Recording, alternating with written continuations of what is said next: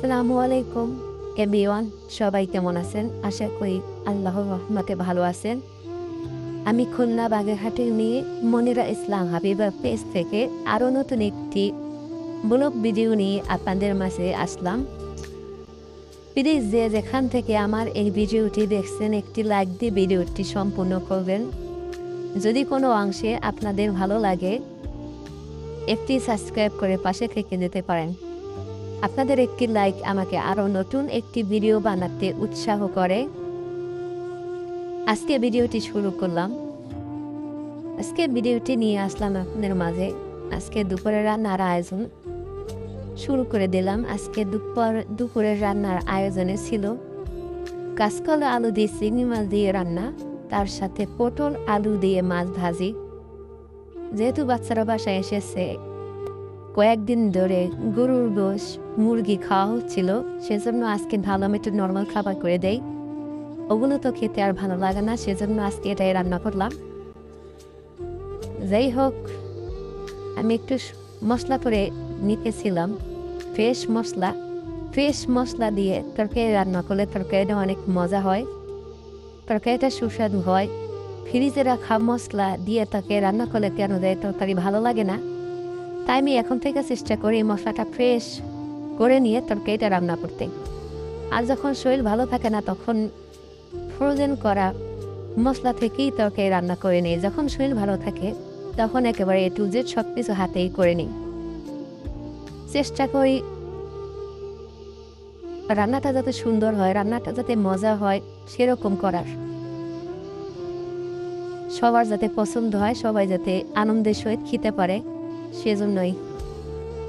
আমি চাইলে আমার এই কথাগুলো, আটকে যাওয়া কথাগুলো আমি ডিলিট করে দিতে পারতাম, কিন্তু আমি দেই না, কারণ সবাই জানুক আমি যেমন, সেভাবেই মানুষ জানুক, সেজন্য আমি ওগুলো কেটে দেই নাই। আর দ্বিতীয়ত, অনলাইনে কোনোদিন আসি নাই, ফার্স্ট কাজ করতে আসি, এই জন্য একটু আনইজি লাগে, কথা বলতে একটু সমস্যা হয়। অফ ক্যামেরায় সুন্দরভাবেই কথা বলতে পারি, কোনো সমস্যা হয় না, কিন্তু ক্যামেরার সামনে আসে ভয়েস দিতে গেলেই আমার কেমন যেন ভয়েসগুলো একটু আটকে আটকে যায়। তারপরও আমি চাই আমার দর্শকবৃন্দ, আমার প্রিয় আপু ভাই বোনেরা যারা আছেন, সবাই এটাতেই অভ্যস্ত হোক, সবাই জানুক যে আসলে আমার রিয়েলিটি যেটা আছে আমি সেটাই। এজন্য আর আমি ওটা কেটে দেই না, যেভাবে দেই সেটাতেই আমি আপনাদের মাঝে ছেড়ে দেই বা শেয়ার করি। একটা সংসারে কাজ থাকে অনেক। সকালে উঠে ভোর 5টায় উঠি, তারপর থেকে শুরু করি নামাজ পড়ে, কোরআন শরীফ পড়ে ঘরের কাজ শুরু করি, হালকা পাতলা নাস্তা করি। একটা মেয়ের কাজ যেন শেষই হয় না। কাজ করতে করতে করতে করতে যখন ক্লান্ত হয়ে যায় তখন মনে হয় আর কাজ করতে ভালো না, একটু বিশ্রাম নেই, কিন্তু বিশ্রাম নেওয়ার সুযোগ নেই। আমাদের একটার পর একটা কাজ সামনে আসতেই থাকে আর সেগুলো করতেই থাকে। আমার শাশুড়ি বলতো যে আমার রান্না করতে ভালো লাগে না, কেউ রান্না করে দিলে তাহলে আমি একটু খেতে পারি। এখন আমার বেলা যখন হলো, সেটা আমিও দেখলাম যে না, সব সময় আমাদের রান্না করতে হয়, প্রত্যেকটা দিনই আমাদের রান্না করতে হয়, কখনো কখনো 3 বেলাও রান্না করতে হয়। রান্না করতে করতে অনেক সময় আর ভালো লাগে না রান্না করতে, মনে হয় একটু কেউ রান্না করে দিত, বা কারো রান্না করা খাবার খেতে কিন্তু ভালোই লাগে। নিজের হাতে রান্না কিন্তু সবসময় খেতে ভালোও লাগে না, কারণ আমরা তো সবসময় প্রত্যেকটা দিনই রান্না করি, প্রত্যেকটা বেলাই রান্না করি। এজন্য মাঝে মাঝে মন চায়, শরীরটা যখন অসুস্থ বেশি থাকে তখন আর রান্নাই করতে ইচ্ছা করে না, কিন্তু কিছু করার থাকে না, বাধ্য হয়ে তো রান্না করতেই হয়। আমি না হয় কষ্ট করলাম, কিন্তু আমার ঘরের সদস্য আরও যারা আছে তাদের তো কষ্ট হবে, সেই চিন্তা করেও অনেক শরীরটা খারাপ নিয়েও রান্না করতে হয়, রান্না করতে যেতে হয়, তাদেরকে রান্না করে দিতে হয়। এই একটা টেনশন থাকে মাথায়। রান্না না হলে মনে হয় যে কি খাবে, নেই কি খাবে, কি করবে, বাইরের খাবার খাবে, বাইরের খাবার তো ভালো না, অস্বাস্থ্যকর খাবার।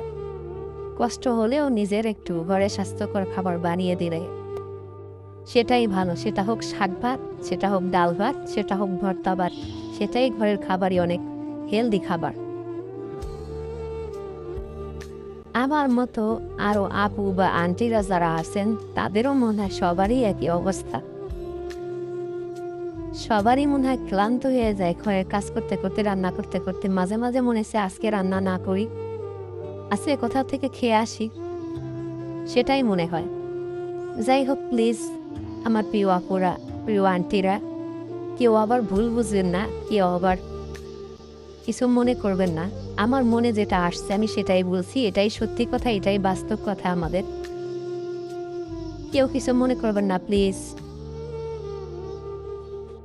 যখন শরীরটা ভালো থাকে তখন মনে হয় সারাদিন কাজ করলেও কোনো কষ্ট লাগে না বা খারাপ লাগে না, তখন কাজ করতে ভালোই লাগে, তখন খুঁজে খুঁজে বের করে কাজ করি।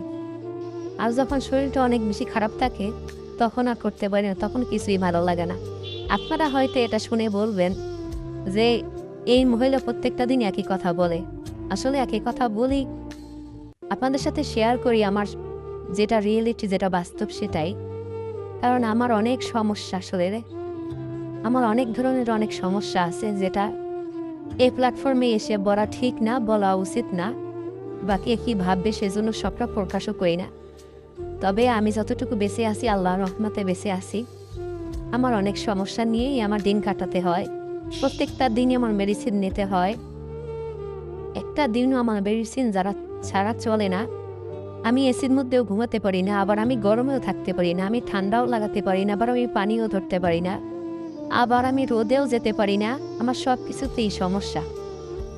প্লিজ কেউ কিছু মনে করবেন না। সবাই আমার জন্য মন থেকে একটু দোয়া করবেন, আমি যাতে সুস্থ থাকি, ভালো থাকি। আজকে এ পর্যন্তই। সবাই ভালো থাকবেন। আল্লাহ হাফেজ।